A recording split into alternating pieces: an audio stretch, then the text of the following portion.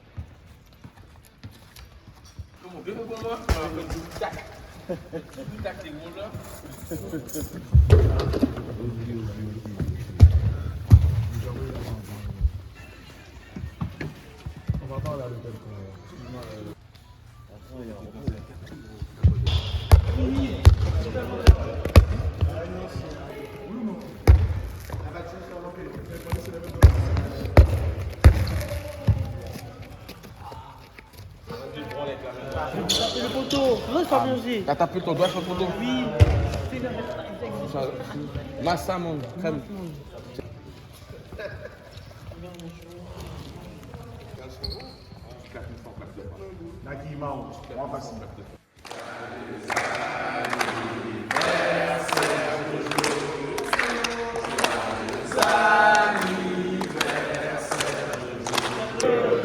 J'ai 20 ans, les amis. J'ai 20 ans, les amis. Aujourd'hui, j'ai 20 ans.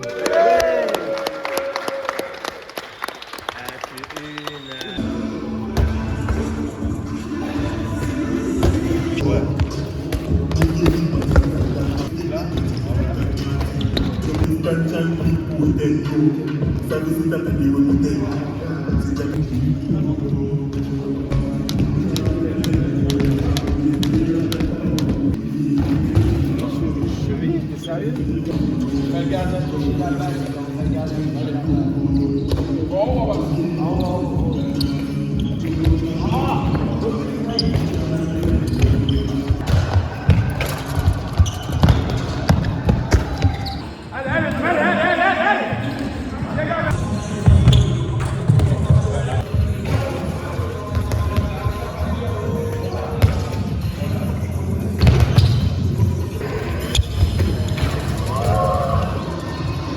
Les gars, allez.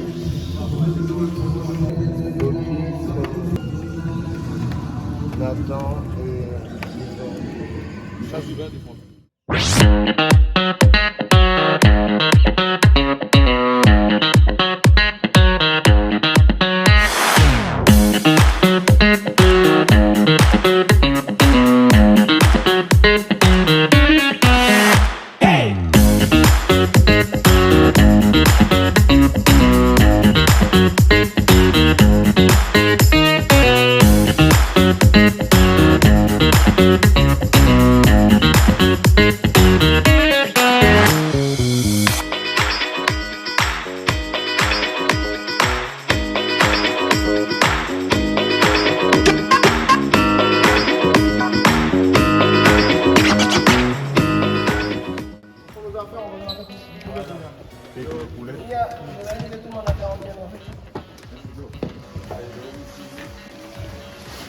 Il y a un problème à ça. Non, mais bon.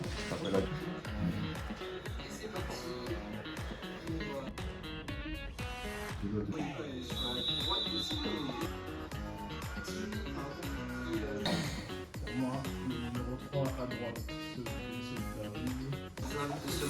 Numéro 4 là. Côté ballon. Côté ballon, tu peux le numéro 4. Et je sais pas, le numéro 4 de monter du stade, c'est le numéro 2. Ils sont là. Et voilà. Ouais, celui-là. Donc la vie là, ils vont créer l'espace là. Alors celui-là doit rester là. Toi, avec le pivot, l'autre arrière, donc arrière gauche, il ne faut pas qu'il soit comme lui là. Il faut qu'il soit côté externe. De la vitesse là. Voilà, c'est ça. Parce que là, c'est exactement quasiment la même chose. Là. Oui. Donc, quand on va jouer Mayotte, on nous citera en premier. Quand on va jouer Mayotte, il faut se dire qu'il faut péter les charnières centrales, attaque placée, voilà. Pas laisser trop d'espace, évidemment. Du coup, là, on analyse le citron. On cherche, on contourne cette défense. Le seul métronome, c'est le demi-central. Par contre, ils vont tout faire pour jouer avec leur pivot à l'intérieur. Et l'arrière droit, c'est souvent là-bas. Quand il prend l'espace 1-2, Entrée, pareil, on intervient sur le bras. Si le ballon, c'est le portable de Mithilo, ben, j'essaye de me mettre en face du ballon. Je peux pas essayer de contrer comme ça, quoi. Vas-y. Lâche. Alors, il est déçu parce qu'il estime qu'il a bien défendu. Bonjour, alors nous sommes avec Euphémie Dartron, entraîneur professionnel de handball, responsable de pôle aujourd'hui et futur entraîneur en D2 à Palante Besançon en filles. Alors nous savons que vous étiez une actrice majeure. Qu'est-ce qui vous a marqué pour venir donner tout ça d'expérience que vous avez vous-même pour donner au handball amateur? J'ai commencé par le handball amateur, donc on n'oublie jamais d'où on vient.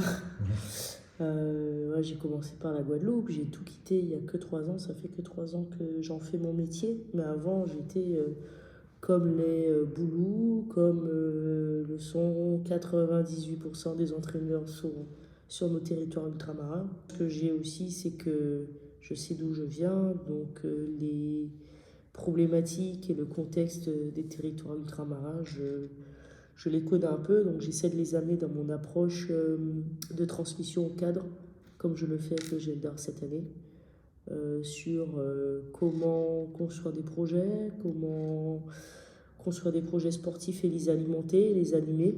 Et c'est pour ça que j'ai eu la chance d'accompagner le GELDAR toute cette saison, beaucoup en distanciel et puis de temps en temps en présentiel, mais on sent que le groupe de joueurs et puis leurs encadrants aussi, ils ont tous avancé, donc ça c'est plutôt cool.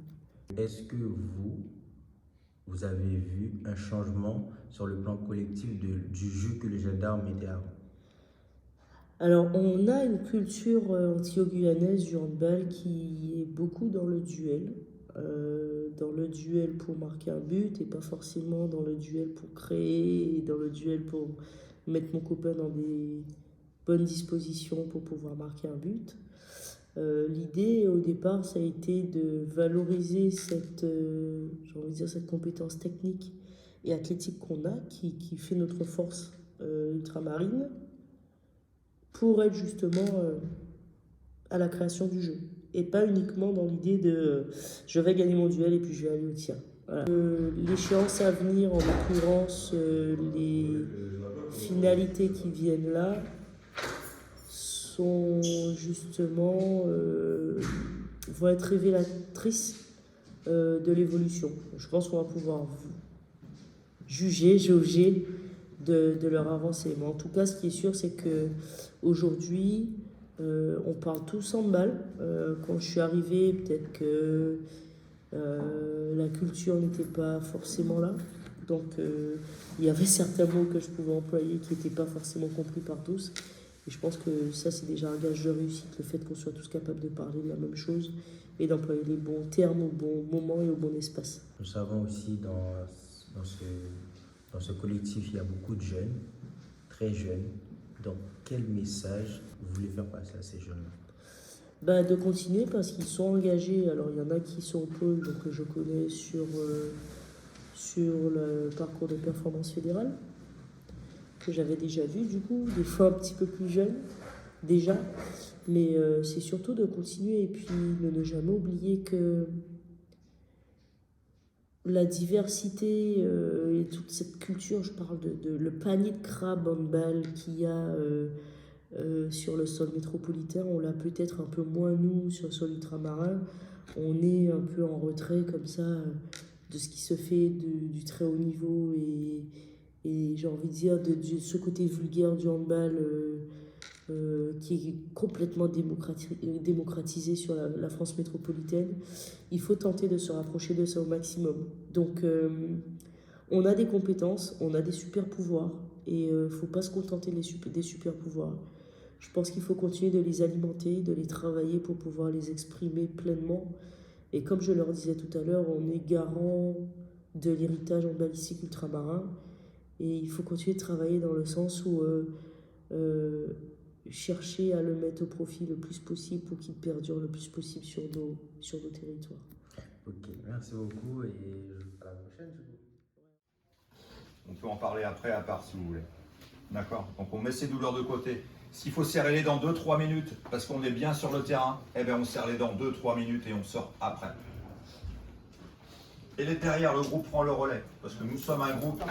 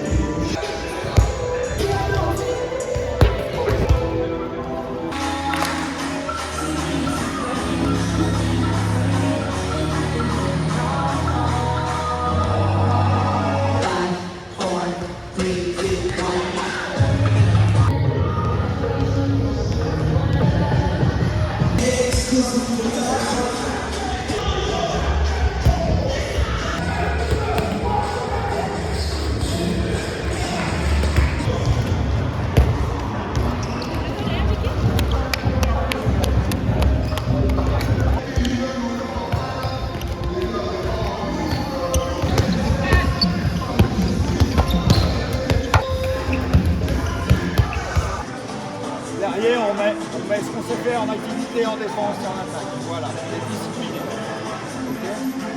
Teddy Ardel et Loïc Pinto, le délégué de la...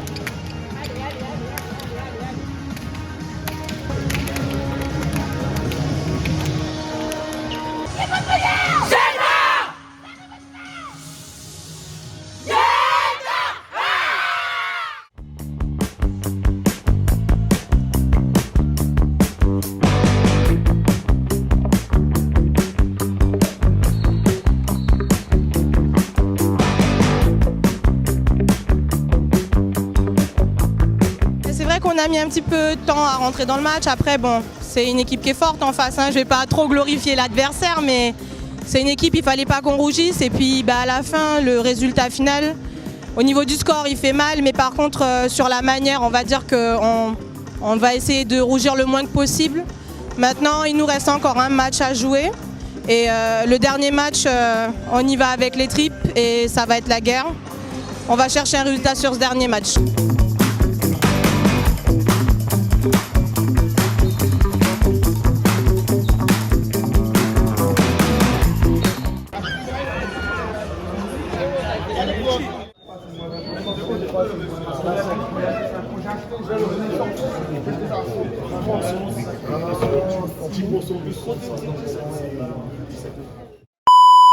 Bienvenue dans le vlog.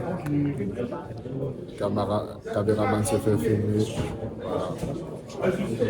Bienvenue dans le vlog. Là. Oui, bonjour chers téléspectateurs.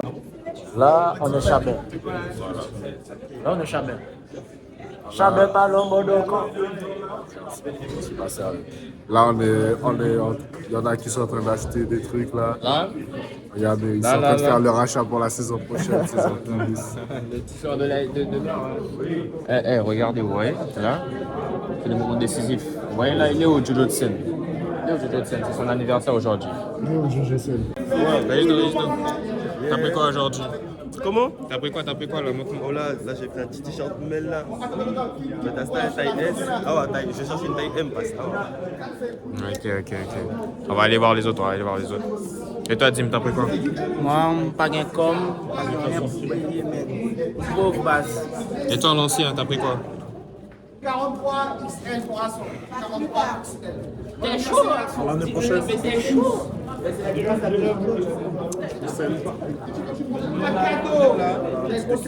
Cello, monsieur Taton, tu peux voir. Pas mal. Tout le monde est en train de faire le plein là à ce stade. Ouais, je voulais prendre ça, mais ça protège les fesses aussi. Mais je sais pas, ça peut quand même. On va aller voir les capitaines. C'est bien. Ouais, c'est une voiture d'émission l'année prochaine. Alors, capitaine, t'as pris quoi, mec? Ben là, on regarde ce qu'il y a. Hein. On regarde ce qu'il y a. Et après, on peut acheter. Mais on regarde avant. Faut pas acheter tout nia. Faut regarder avant et acheter après. Bon, bon bagage. Caméraman. Alors, ça a été comment le premier match là? Ça a été comment? Ouais. Ben, franchement, on a su garder la tête haute et puis on a montré ce qu'on valait. Même si le score n'était pas là, mais l'attitude, la confiance, le courage, tout était là. Après, elles sont plus fortes. Il n'y a pas photo. Mais on a quand même tenu tête. Et c'est ça c'est bien ça. Ok, super.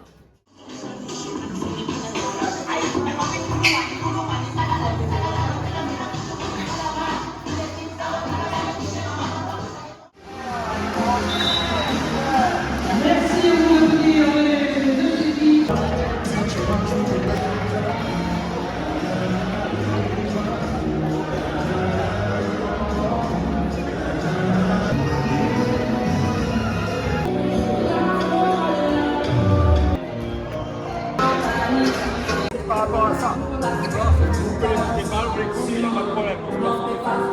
Après, on se ressent que sur nous-mêmes, nous produisons ce que nous savons faire.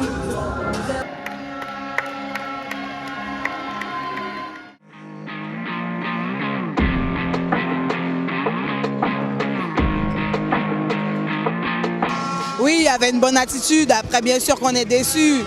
Quand on vient ici, on s'attend à quand même faire du résultat par rapport à ce qu'on fait en Guyane. Mais bon, on ressort quand même la tête haute et on travaillera plus pour revenir la saison prochaine, si tout se passe bien en Guyane d'abord. Je pense que c'est la finition, les tirs face à la gardienne, parce qu'on a une superbe défense, je trouve. Mais après, c'est juste la finition pour nous qui manque. Oui, il y en a beaucoup, c'est leur première fois. Bon, on est à plusieurs à être venus plusieurs fois ici, mais il y en a beaucoup pour elles, c'est une première fois.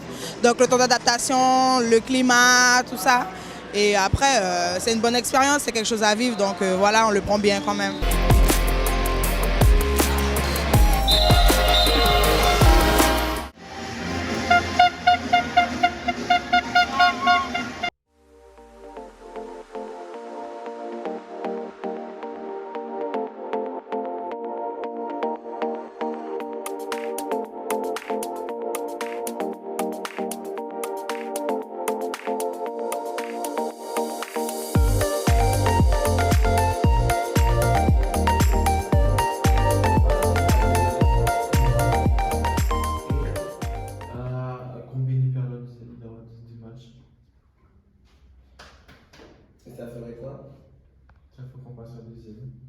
Ça ferait quoi?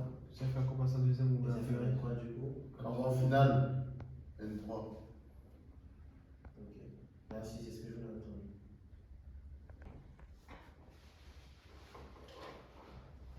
Mais on est fatigué, on est ci, on est ça, on est ça. C'est pas le bon problème là. Pareil, ça fait un jour et demi, je prends beaucoup sur moi. Les gens ne me disent pas que je joue tellement ma bouche, mais je pense qu'il y a beaucoup de laisser aller là. On est tous en affront de GTA, c'est passé.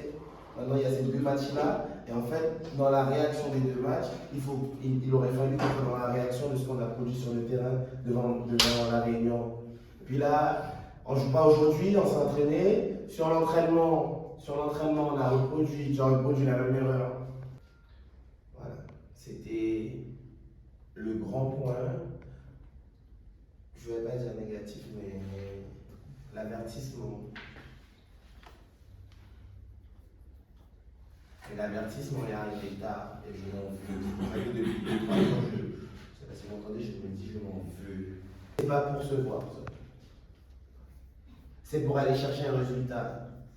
Parce qu'ici, on est conscient que s'il n'y a pas d'investissement, surtout dans le putain de territoire dans lequel on est, parce que l'on va aller très peu développer là-bas, parce que quand tu joues 6 équipes dans tout un championnat et tu les rejoues 10 fois parce qu'il n'y a pas d'équipe,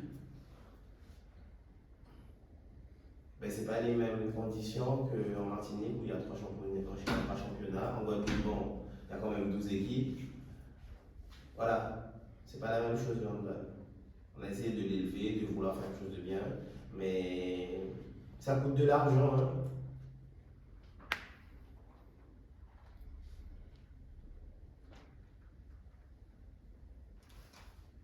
Donc l'investissement personnel ne peut pas être de l'à peu près.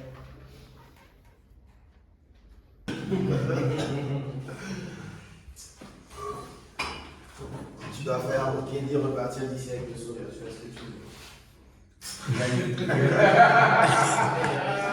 C'est gagné.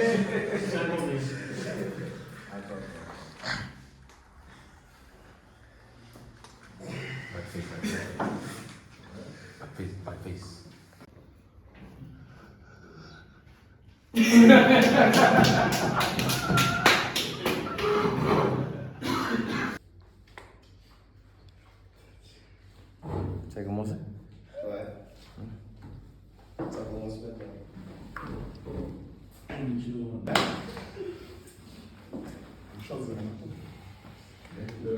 Laisse ton garçon. Déjà, d'abord, je vais toucher l'eau direct. C'est pas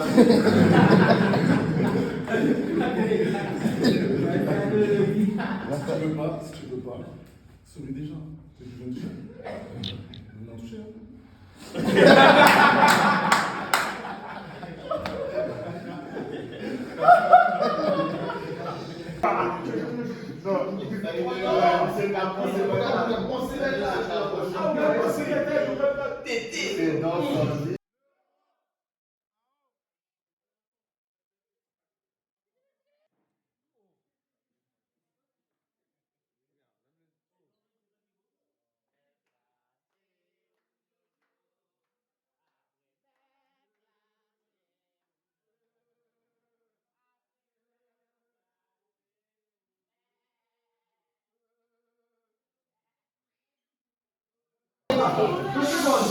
Regarde.